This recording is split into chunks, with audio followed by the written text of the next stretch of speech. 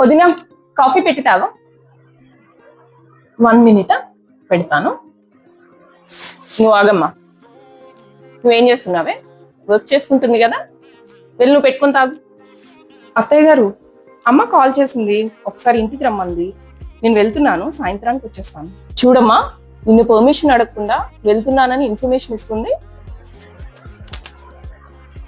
వాళ్ళ అమ్మగారి ఇంటికి తను వెళ్ళడానికి నా పర్మిషన్ ఎందుకు తీసుకోవాలి? రేపు మార్నింగ్కి సబ్మిట్ చేద్దాం. వదిన గంట నుంచి ఫోన్ మాట్లాడుతూనే ఉంది. నువ్వు మాత్రం చేసేదేముంది? పొద్దున్న నుంచి ఆ రీల్స్ చూస్తూనే ఉన్నావు. ఆ అమ్మాయి ఆఫీస్కి వెళ్ళే అమ్మాయి, 1,00,000 పనులు ఉంటాయి ఫోన్లో.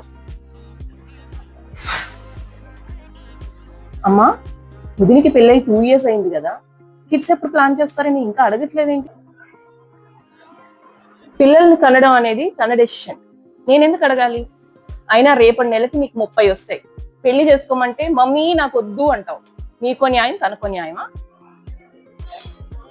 ఇవన్నీ చూసే కంటే నేను పెళ్లి చేసుకొని వెళ్ళిపోవడమే చాలా మంచిది. ఆ పని చేయవే, నేను కూడా చాలా సంతోషంగా ఉంటాను. నీకు కూడా ఇలాంటి ఆడపడిచి వస్తే అప్పుడు తెలుస్తుంది. అప్పుడు మీలాంటి అత్తగారు దొరకకపోతే